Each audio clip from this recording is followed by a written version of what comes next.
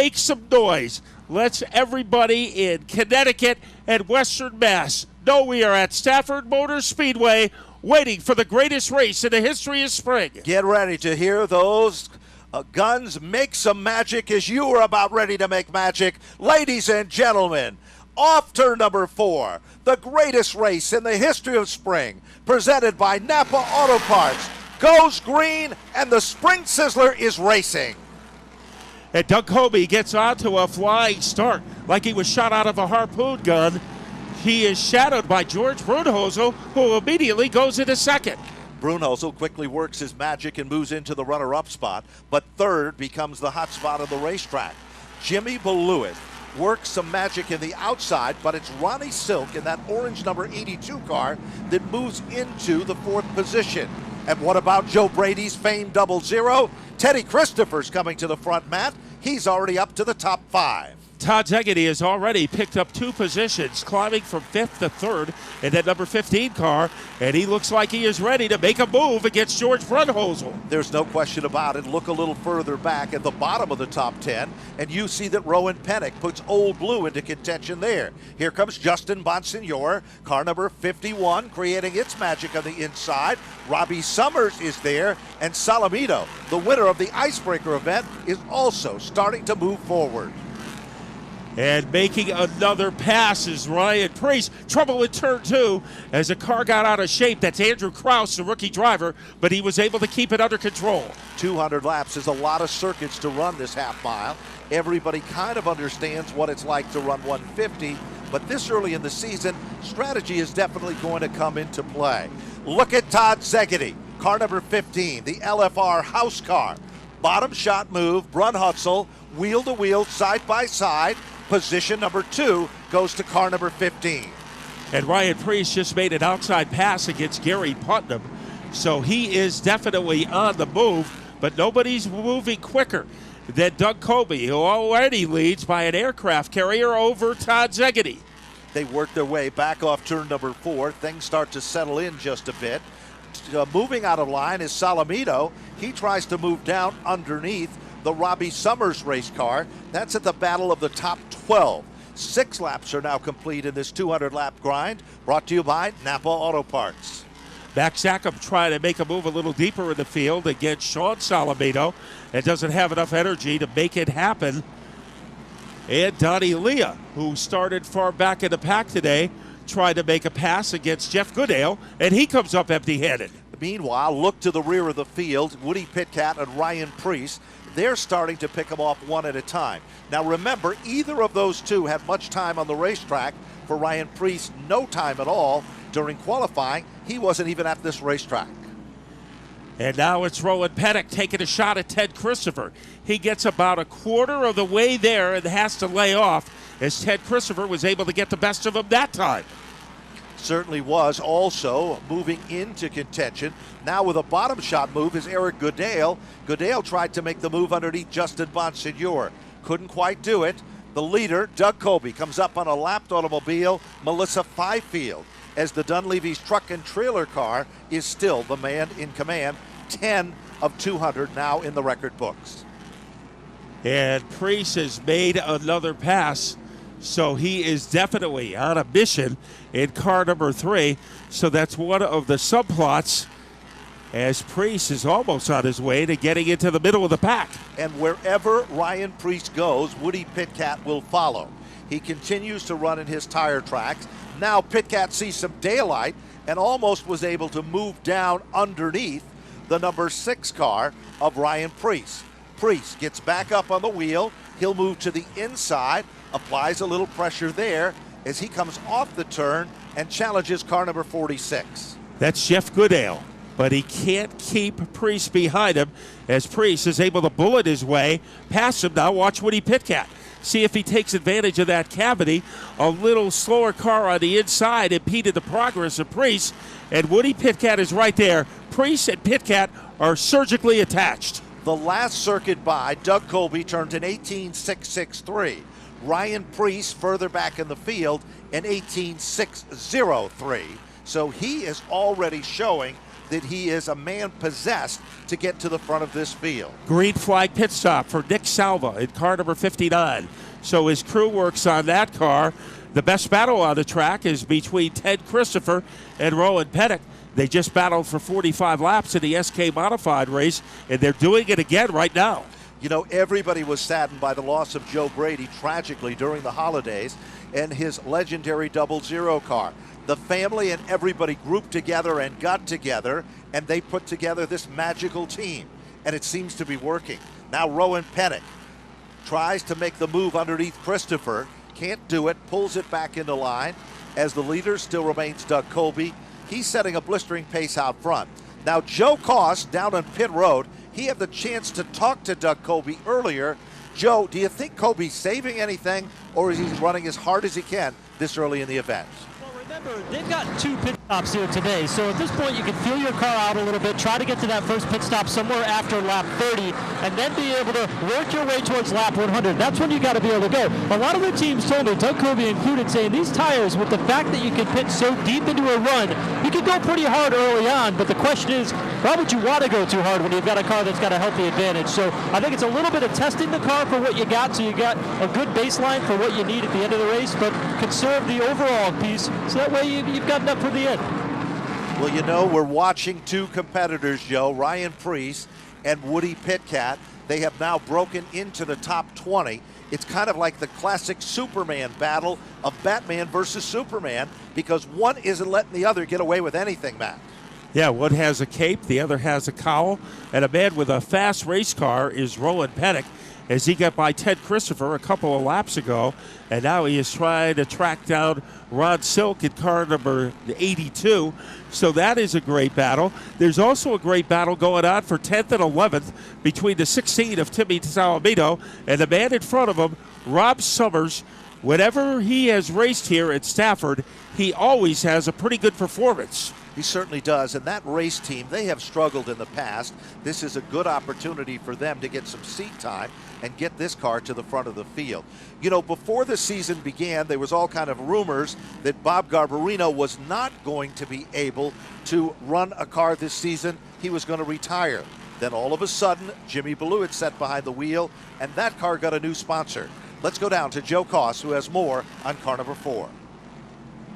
Starrett Machine, they're a company that you would think would really work well with NASCAR racing, make all kind of different gauges and tools that are used in the machining industry, and you have to wonder why that magical combination hasn't been in the sport sooner than it has already. Bob Garbarino was able to secure the sponsorship, got Jimmy Blewett. They've got a brand new car that's coming for that number 4 car in the next couple of months, and they're very excited about the opportunities. And one thing you'll notice after the first race this season, you'll see it again here today, is that Jimmy Blewett is the same old Jimmy Blewett. Certainly very focused, but he's also very aggressive. So keep an eye on that as the 200 laps unfold before us today. While we've been talking about Blewett, we see that Ryan Preece has picked up his game, Matt. He's moved into what we would call A-game strategy, because he's reeling in the next car, and Woody Pitkat's not staying far behind him. And the best battle right now is between Roddy Silk in the 82 and Rowan Pettick. So Pettick has passed a lot of cars. Right now he's trying to blockbuster his way underneath Silk. Certainly has, as they continue to create some magic there. Ronnie Silk drove this car, already had a victory at the new Smyrna Speedway during the offseason in February as well. Meanwhile, we've just received information from Rafe Central that the Donnie Leah car has the window net that has kind of fallen down on the car. We'll see what happens as we'll check in with NASCAR officials concerning that situation there. Sounds like a case of window net regret.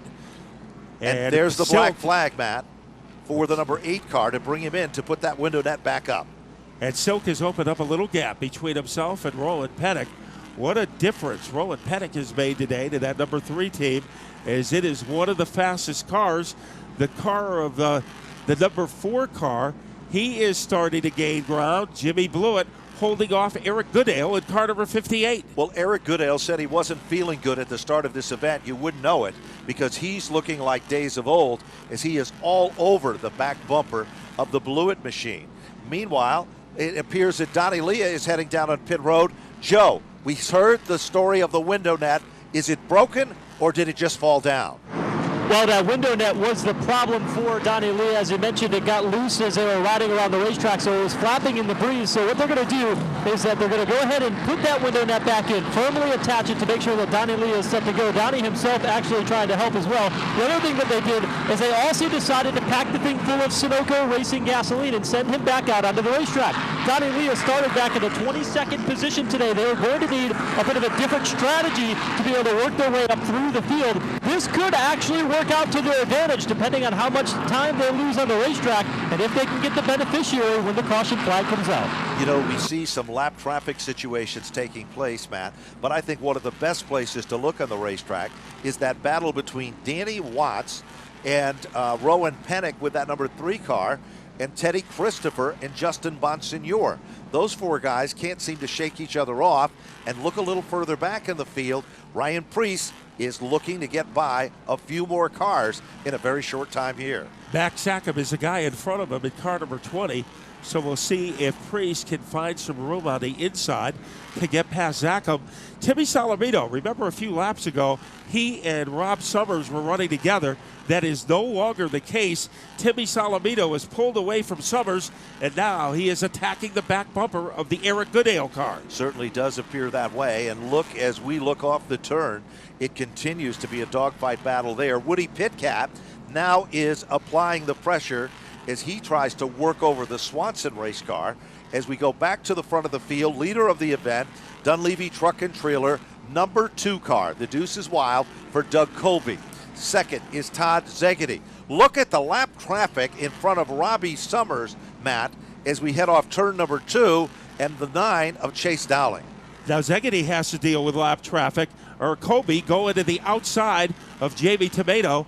So Coby almost trapped in behind the 99 car at this stage, and that could be good news for Todd Zegedy as he tries to reel him in. Certainly does appear to be the story there. Leader comes up on lap traffic. Jamie Tomato, the guy who made a historic start, competing in more events than anyone else on the Whelen Modified Tour, is just in front of our leader. Down the back straightaway, here comes the deuce of Coby, making up some time there as well.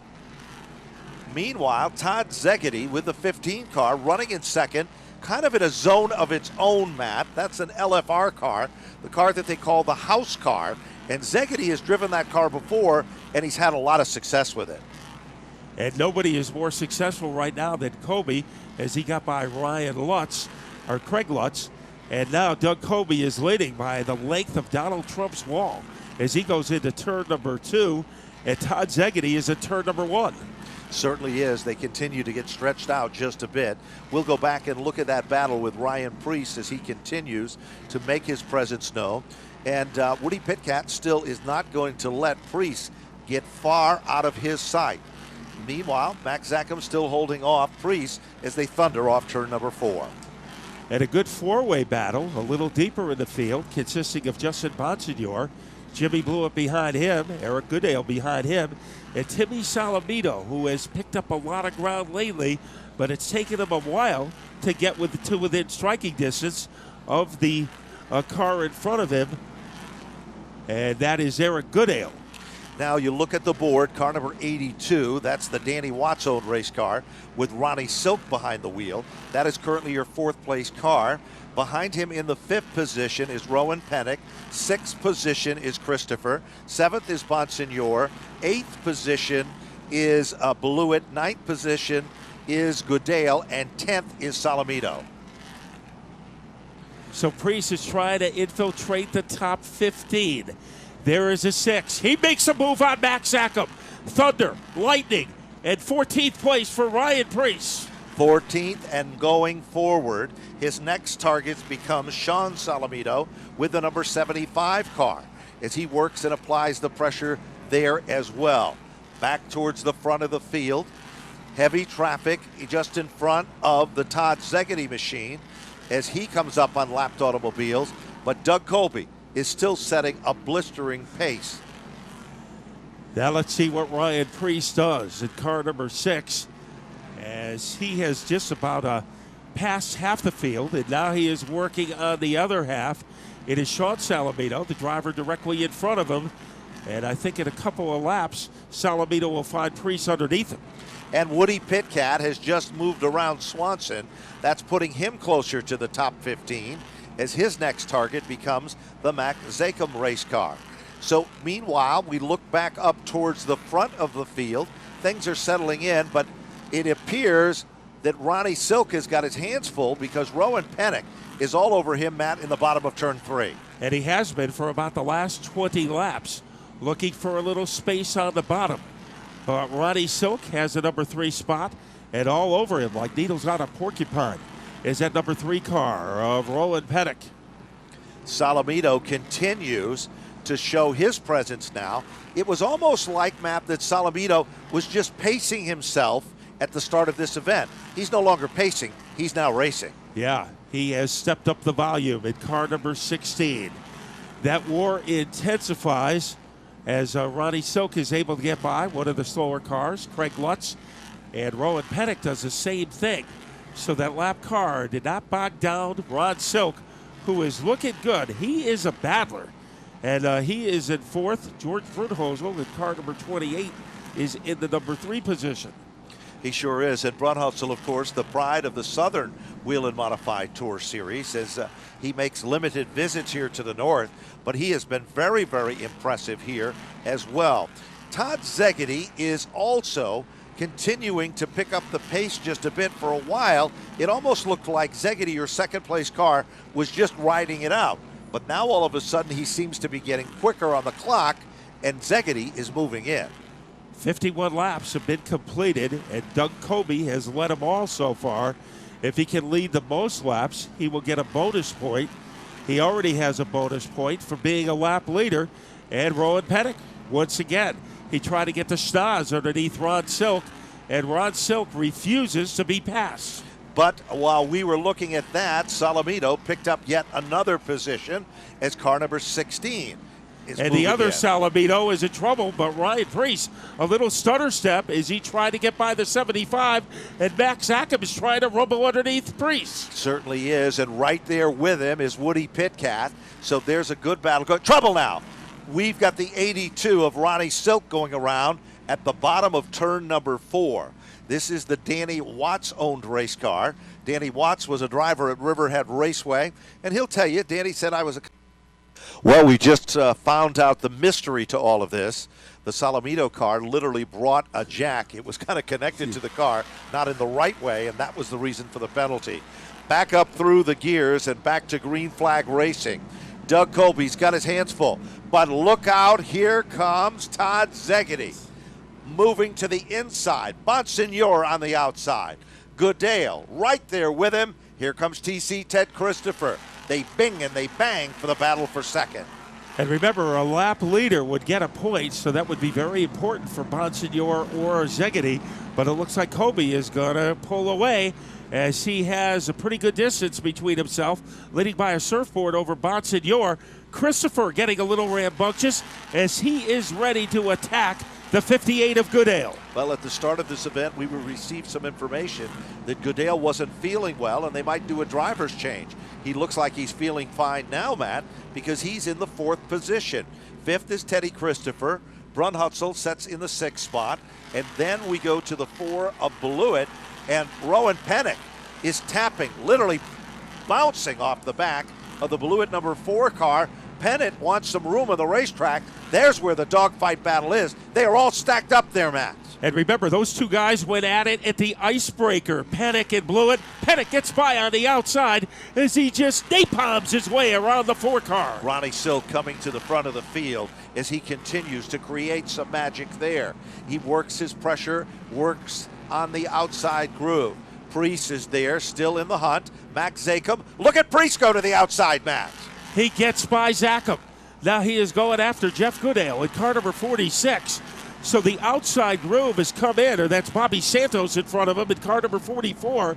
So Bobby Santos continues to struggle in 2016, but the word struggle is not in Priest's vocabulary today. It certainly is, and he's like a man possessed as he continues to work his magic and try to get back to the front of this field.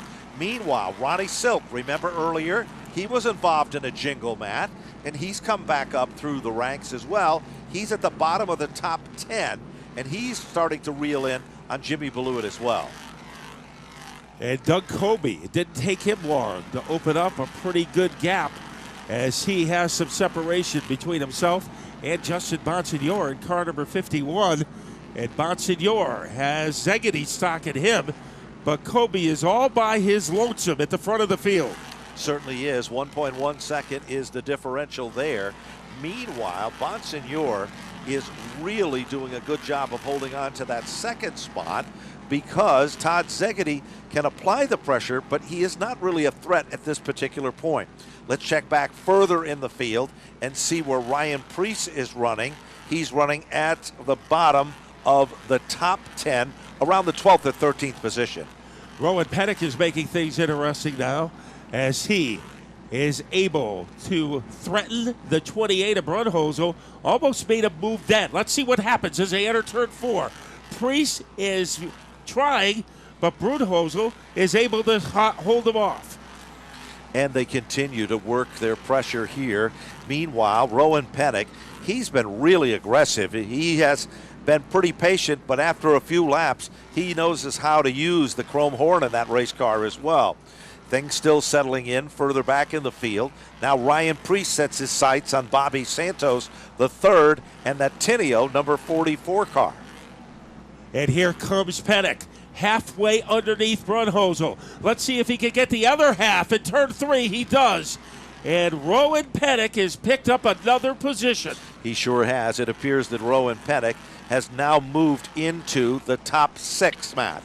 Pettick runs in the 6th spot, Brunhosel in 7th, Blewett in the 8th position, and then it'll be Silk in the 9th spot, and 10th spot is the other Salamito car. Just out of the top 10 is Bobby Santos, and then it's Ryan Preece, unofficially, I believe, in the 12th position. And let's see if he can make a move down low against Santos. Almost had an opening, almost had a crevice, but Santos, once again, a very tough guy to pass. As Preece tries it again, turn 4, and right now Santos has the faster car. He certainly does, and it appears that that is really not going to be as easy of a pass as Ryan Preece has had a little bit further back in the field. But off turn number 4, still single file formation is the story. 60 laps are into the record books here. And let's check back in with Joe Koss and see if he has any other additional news from any of these teams. Joe? Everybody right now, Ben, is just pretty much in ride mode to try to get to that next pit stop. Again, this is that different level of strategy that they have to employ. It's almost as if we just started the race. They've got their fuel. Now they've got to make it way to that point of time when they can change those 3 tires. One of the things that's been surprising, though, is to watch how Jimmy Blewett hasn't been able to progress a lot further forward. We expected him to be very strong. Remember, of the last couple of times he has gone to victory lane, he's won here at Stafford Speedway, and he's had a lot of success back when he drove for Eddie Partridge.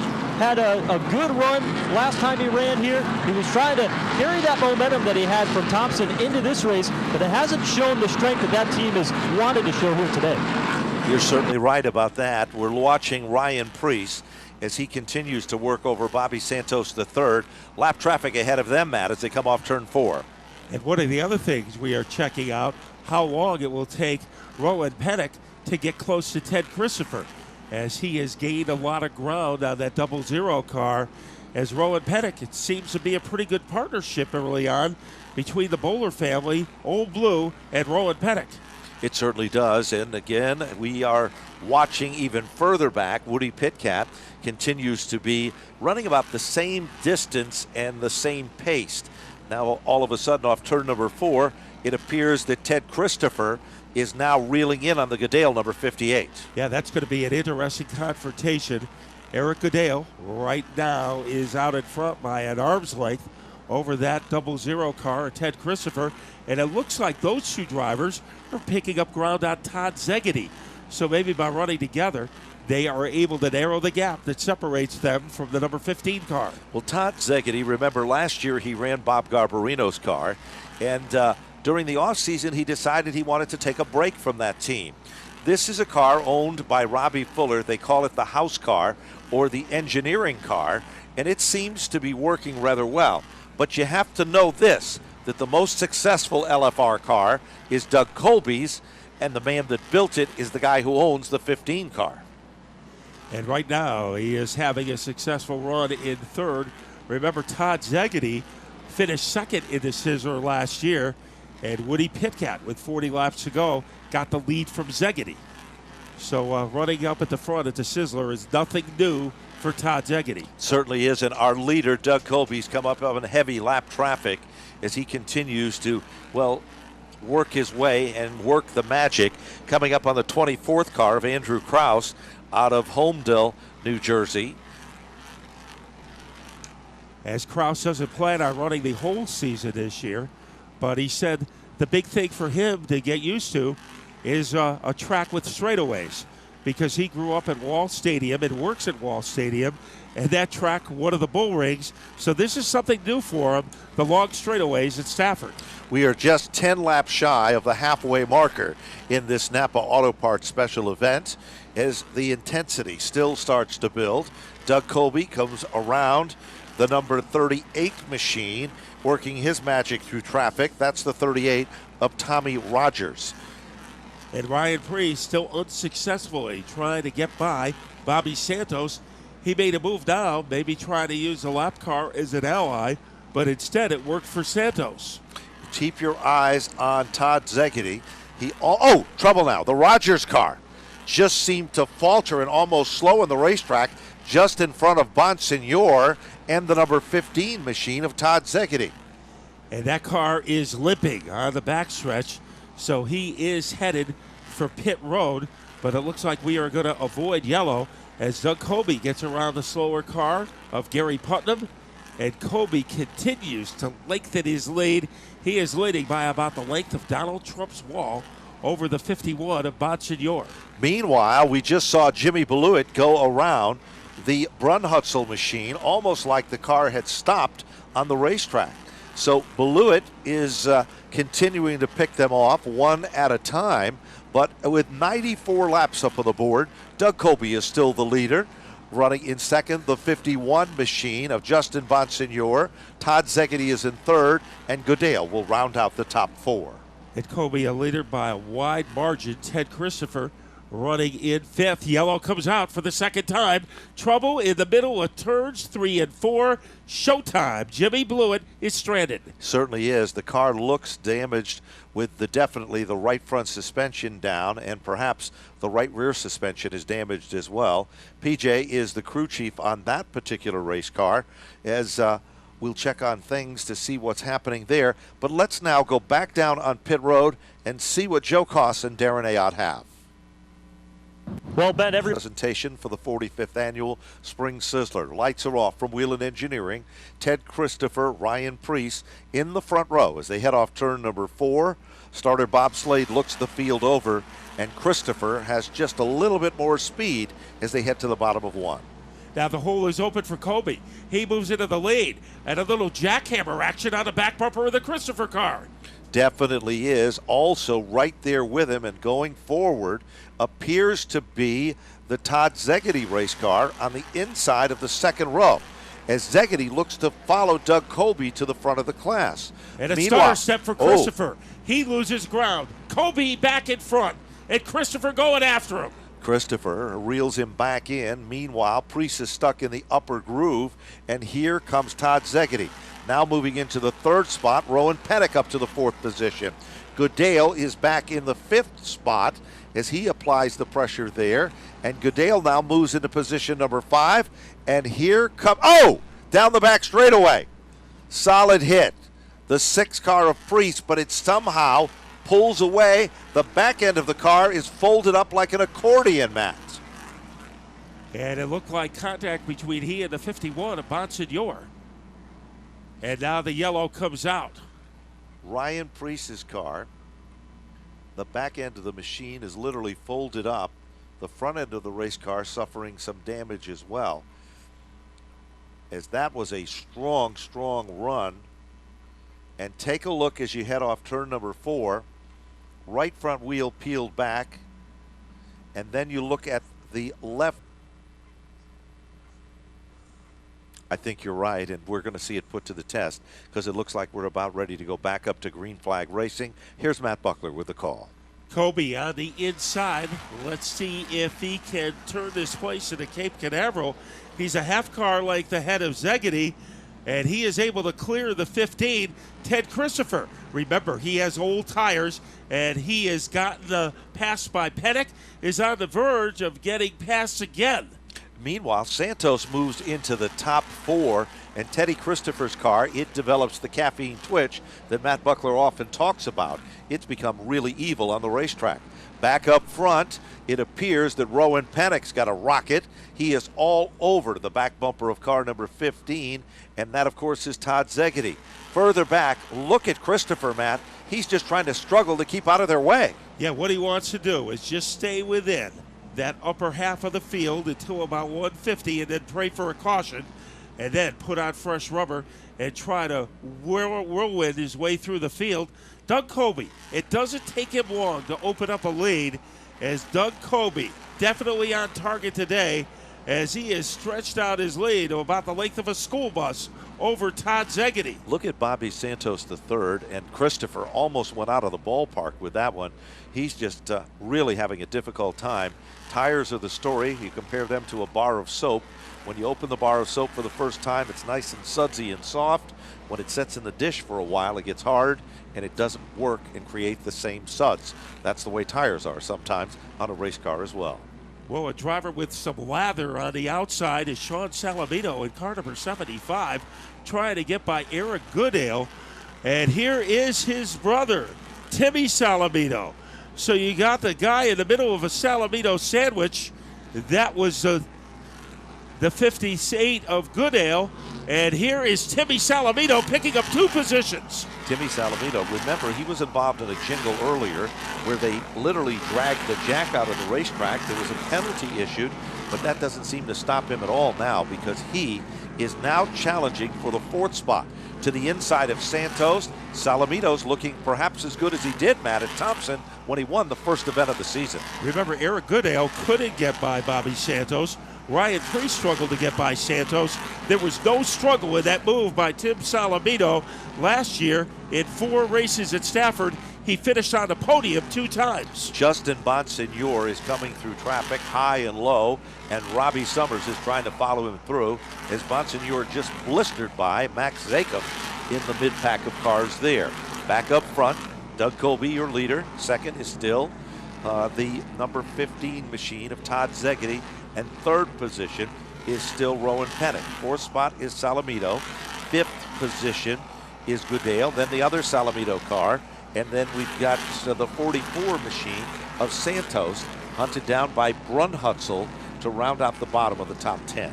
Well, you got to be impressed with the effort by Tim Salamino. They made a mistake on pit lane, but he is erasing that mistake with a great effort on the track. He certainly is, and as we said before, you look a little further back in the field, and there are a lot of competitors that seem to be just riding it out. And I think that strategy that you talked about earlier, Matt, is that late event caution that they're all hoping for, but we don't know if it's going to happen.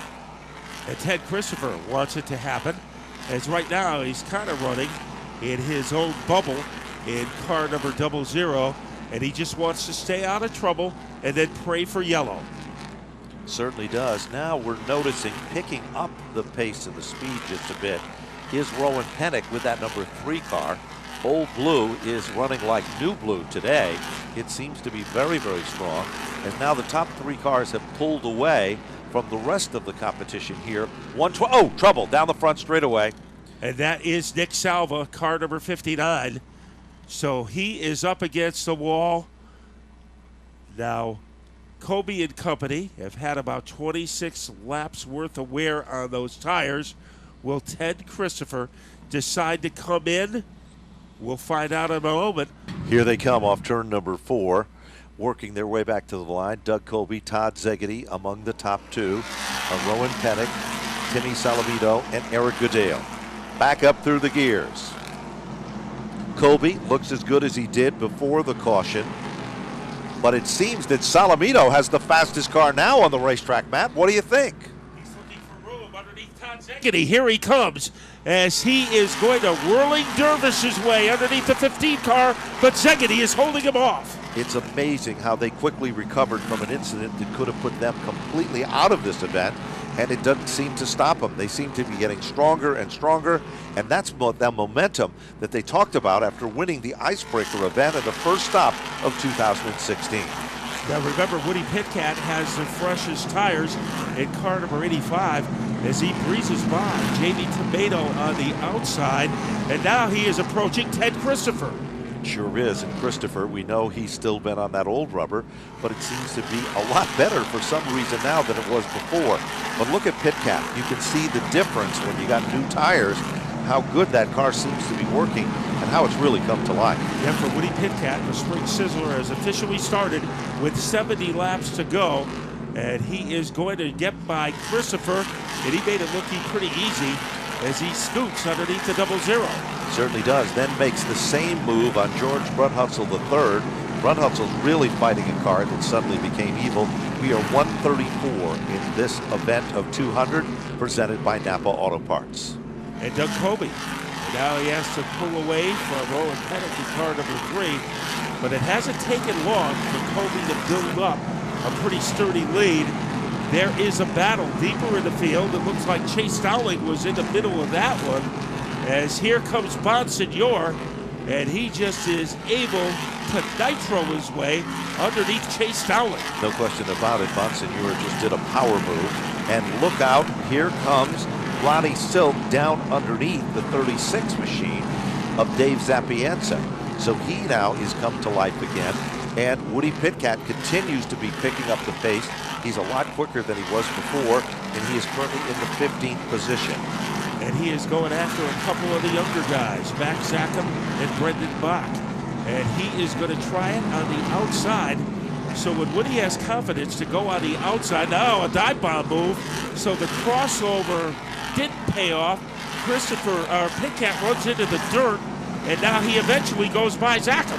And Zackham is not thrilled with that. He brings the chrome horn right to the back I-beam bumper of that machine. While that was happening, Bonsignor pulled off another power move to go around the Santos car, and he's now up to the 7th position and marching forward. So there are a lot of different teams are now coming into their own. For some, it might be considered late. For others, it might be just a part of the game plan, as now Chase Dowling is working over the Santos number 44. We believe that's the battle for the 8th and 9th position currently. And a pretty good run so far by Chase Dowling, former regular competitor at Stafford. Right behind him is Rob Summers, who is also a former regular here, but Pitkat is putting on a show. He gets by Bach. Now he is going to try to get by Sapienza. Halfway there, uses his elbows to pull even. He does it, and it works, as Woody Pitkat now picks up yet another position. That's putting him closer to the top 10. And he's not done yet, Matt, because once he goes by Zapienza, he is flying to the front of the field. We'll check where Woody Pitkat is currently running on the racetrack. And there's a big gap between he and Ron Silk in car number 82. So we'll see how long it takes him to get to the back bumper of Silk. Look at Doug Coby as he is on his own island in car number 2. And Ted Christopher, he is still at the rear of the field, and he is thinking one thing: caution. But it hasn't happened yet. 143, close to the 3/4 mark of this event. And once again, the black flag is being out for Melissa Byfield, as she is not up to speed in the competition here at this point. Now, Chase Dowling continues to really start to turn it on as he works his magic to try to get around the Santos number 44. Down the back straightaway, Salamito, not Timmy Salamito, the other brother, is just went around Goodale with that gaff number, that gaff machine, 145 and counting. So we have 2 Salamitos in the top 5. Timmy in 4th, and Sean in 5th, and Eric Goodale in 6th. Justin Bonsignor in 7th. So those Long Island guys are running together, and there's a gap between Bonsignor and Bobby Santos. Oh, all of a sudden Woody Pitkat and Robbie Summers came together. Off the turn, they were able to correct. They are side by side at the bottom of turn 2, and that is just out of the top 10. Woody Pitkat picks off another one. He is in 11th place, and now he is going to try to catch up to Ron Silk. So Pitkat with a late rush trying to defend his Spring Sizzler title. Sure is, and he continues to work very impressively and methodically to come to the front of this field. Meanwhile, off the turn, now Todd Szegedy is now closing in on Rowan Pennock. Now Pennock has been in the second spot for quite some time, but Szegedy seems to be just a bit quicker on the clock, Matt, as all of a sudden Timmy Salamito is trying to narrow up that margin, and it's a pretty big margin to say the least. I think Sean Salamito could be heading for a career best in car number 75 as he continues to run in the top 5, and things are closing between Goodale and Monsignor. So that is something we are going to keep an eye on. Woody Pitkat still trails Silk by about a cow pasture, but he has time to do something about that. But he's gaining. As you watch it visually, you can see how he's quickly moving in and gaining. Here comes Monsignor. He tries a different line to get around the Goodale number 58 car. Now he sees some daylight on the bottom. Off turn number 4. Monsignor and Goodale are wheel to wheel and side by side. Give the position to Justin Monsignor as car number 51 has now moved into the 7th spot. And he might be one of the fastest blips on the radar screen, but it's Doug Coby. And about a couple of laps, he'll be approaching some of the slower cars. So that is always interesting. And of course, Pennock and Szegedy will be paying attention to that. And last lap, Sean Salamito turned almost the exact same time. So that's how competitive and how close those guys are as well. 153, we're past the 3/4 mark in this 200-lap grind presented by Napa for the greatest race in the history of spring. And where is Woody Pitkat? Look at how close he is come to Silk, as he was much farther back a couple of laps ago. So there's no question that Pitkat is stirring the drink here with about 45 laps to go. Certainly is the case, Matt, and that car is among the quickest cars on the racetrack. Just in front of him is Ronnie Silk. In front of Silk is Chase Dowling, and in front of Chase Dowling is Bobby Santos III. So there is a pack of 3 cars there, so a lot of ground can be gained by Woody Pitkat. If he can make that move, he'll pick up 3 positions, and he seems to be getting closer and closer every time by. Yeah, it could be 3 for the price of 1. Some of the best racing now, probably we could be in Riverhead to see this. Monsignor and Goodale. Remember, Monsignor passed Goodale a few laps ago, and Goodale wants to pay him back. So Eric, the Wolverine, great University of Michigan football fan. Right now, he is trying to score points against the 51 car. Certainly is, and he doesn't let him get out of his sight by any stretch of the imagination there. Down the back straightaway, it appears that Rowan Pennock has a little bit of a breather now, but Pennock now comes up on 2 lapped automobiles, one of which is the 24 car for Andrew Krause, and the other car that was the pick automobile he's just passed now is the number 56 machine for Craig Lutz. It's almost approaching desperation time for Ted Christopher. As he once said, to go from the back to the front on the tour would take him about 30 laps. So we have 41 laps left. So Ted Christopher, he needs that yellow to come out in a hurry, or his chances to win his 6th Sizzler will be gone by the boards. You're certainly right about that. And meanwhile, here comes Woody Pitkat. He's all over Ronnie Silk this time as he looks to the inside. Pitkat off turn number 4, the purple and yellow Stewart's automotive machine. Looks to the outside, but Silk still guards the spot. And it is Sean Salamito continues to run aggressively as he got by Gary Putnam in the 77 car. Goodale underneath the 51 of Monsignor, and he almost got underneath him, and he has to lay back. But he got his toenails underneath Monsignor. He certainly did, and now we look a little further back, and Woody Pitkat is there on Ronnie Silk's back bumper, the 82 and the 85 car. and then Chase Dowling is just in front of him. We're at the 162 margin of this event. Bonsignor still trying to shake off Goodale, and now they continue to work their magic. A lot of traffic in this one late in the event. Yeah, and could that work to the advantage of Pitcat? It hasn't happened yet. And Goodale again going at it with Bonsignor. Kind of a Long Island Civil War going on in Stafford, Connecticut. It sure is, Matt, and nobody's giving an inch of that territory, to say the least. You know, Woody has a car that appears to be faster than Silk, but Silk continues to hit his lines each and every time by. Boy, Coby, it took him a while to get by Jamie Tomato as he had a double clutch. You know, Matt, we were talking about Teddy Christopher in the tire situation. There's another factor involved here. What about the fuel? He hasn't bid for fuel either. Well, that would be a problem. Now, Woody Pitcat said earlier that he thinks you can go 200 laps on one tank, but nobody's ever tried it. So there are some drivers who think you can do it. So I don't know if the crew chiefs agree with that theory. We'll have to see. Now we continue to see. Oh! Meanwhile, we just saw Donnie Leah literally sideways in turn number 2, trying to get around Dave Zapienza, but was unable to complete the pass there. Okay, this is big because Doug Coby could put Ted Christopher a lap down.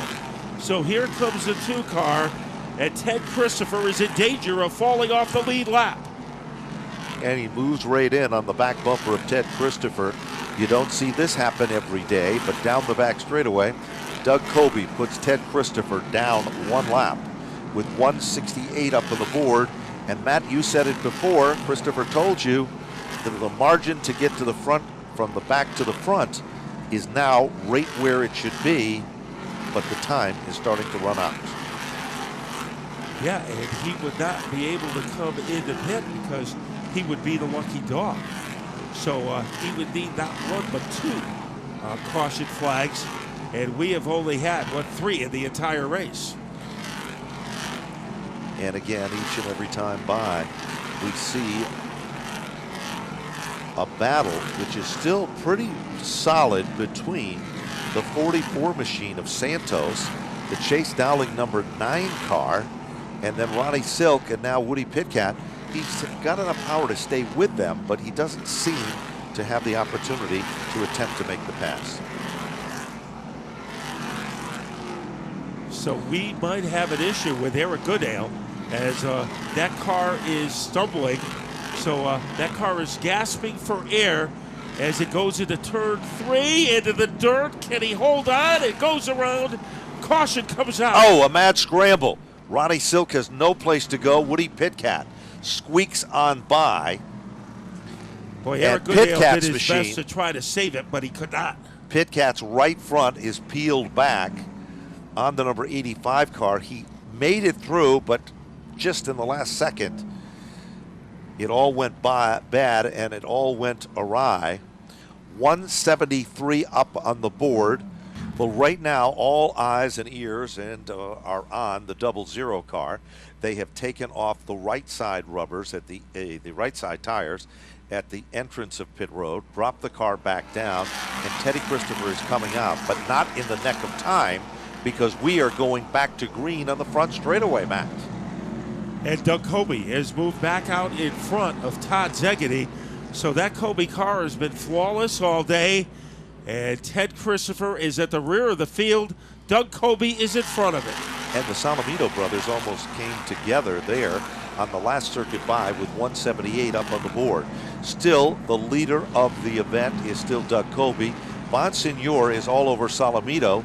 Remember, they had a little bit of excitement earlier in the event, and Bonsignor just gave a tap to the back bumper of Salamito's car that would jar the fillings in anyone's teeth. He really gave him a solid shot there, Matt.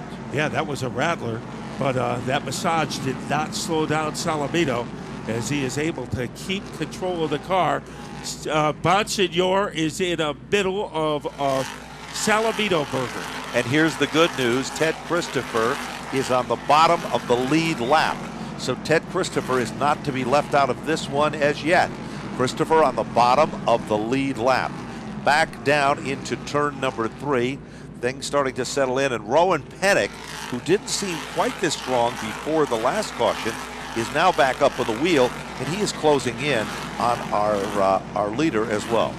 Well, you heard Phil Moran say he was afraid if Christopher bolted on 3 fresh tires that he would make a run at it.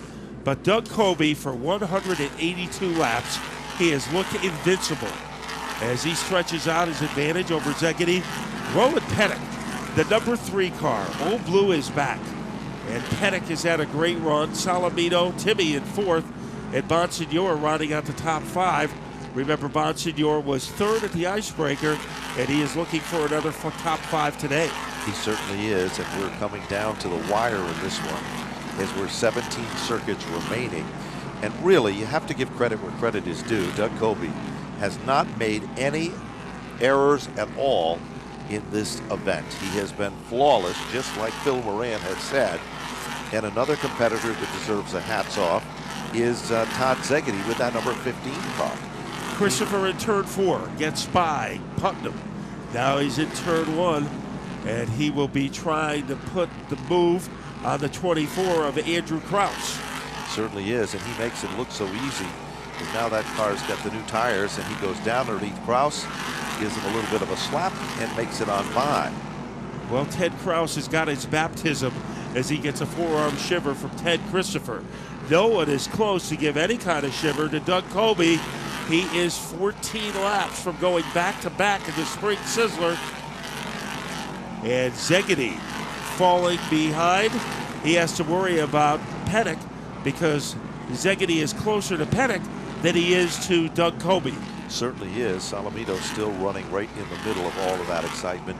Bonsignor has kind of settled back in, Matt, if you noticed, with that 51. He is one of those competitors that seems to be very strong for a few laps.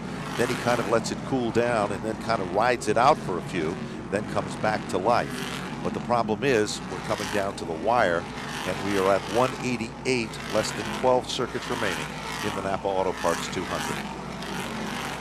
And where is TC? He is still far back of Coby, approaching the back bumper of the Donnie Leah car. And when they go double file in front of him, that Leah and Tomato are doing right now, it makes it tough on the driver. He gets even with Tomato, so Ted is not giving up, but the scoreboard is his enemy. So again, we continue to run down to the wire. Lapped automobile, car number 33, Wade Cole, goes down the lap from the leader. Pretty much things stay the same currently among the top 5 positions. Leader is still Coby, second is still Szegedy, third position still Rowan Pennick, fourth position is Timmy Salamito, fifth spot is Bonsignor, sixth spot Salamito, and then the 7th position looks like Santos, 8th is Chase Dowling, and 9th position looks like Max Zakum. Doug Coby getting closer and closer to his 3rd Spring Sizzler title and his 2nd in a row. Christopher screeching underneath Danny Sapienza, and it didn't take long for him to rampage his way underneath the 36 car. Doug Coby, he is almost radioactive at the front of the field as he continues to put on a clinic. It was Woody Pitcat who won last year. Doug Coby looking for his 2nd or 3rd Spring Sizzler title. He won in 2012 and 2006. Well, it appears we're down to the final 7. And again, the times through timing and scoring, Doug Coby is just as fast on lap number 194 as he was back on lap number 10. So that really shows the consistency of that particular race car. Meanwhile, Todd Szegedy doesn't seem to have anything for Doug Coby left in his machine, but Rowan Pennick, the same could be said there, with 5 circuits remaining in the greatest race in the history of spring. And we can always count on Ted Christopher for some excitement as he now narrows a gap between himself and Matt Swanson. And he tries to slingshot his way underneath the 89 car. Let's see if Teddy can pick up another spot. There he comes. And he runs into some traffic in the corner. and Christopher is just going to tuck her out. Matt Swanson. Certainly is, and he's really working him over good. There is less than 2 miles left in the Spring Sizzler, and Doug Coby seems to be like Superman. Definitely the star of the show with his cape straight out. He is flying and looking to head to another big payday here and a popular victory at the Stafford Motor Speedway. Yeah, there are not many drivers who have won 3 Spring Sizzler. Coby is 2 laps away from making it happen. Doug Coby used pit strategy in a race car that seems to be picture perfect to be able to not only win but dominate the racing action in this year's event. White flag is out. Final time by, bottom of turn 1. Doug Coby, Dunleavy, truck and trailer, kind of appropriate. Doug Dunleavy was the Grand Marshal, but the grand star of the greatest race in the history of spring. Ladies and gentlemen, car number 2, Doug Coby has won the 45th annual Spring Sizzler presented by Napa Auto Parts. Todd Zegedy will be in second, Roland Pennick in third, and Tim Salamino in fourth, Justin Bonsignor in fifth. But you talk about the word domination. In the history of spring. Doug Coby, the entire Mike Smurglio racing team, celebrating down here in Victory Lane, about set to climb out of the race car. It's hard to win at Stafford. It's hard to win this many times at Stafford. And it's hard to win 8 times. That's what Doug Coby has done. Todd Zegedy to offer congratulations. And here he comes. Let him hear you. Doug Coby gets out. He's the winner of the Napa Spring Sizzler.